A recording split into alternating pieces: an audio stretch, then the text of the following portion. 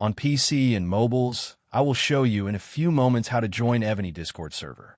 It's the same method on both PC and mobiles. For this, we will open a browser on your PC or mobile. Can be whichever. In my case, I will use Microsoft Edge. Now click on the URL bar and type this URL to be able to join this Discord server.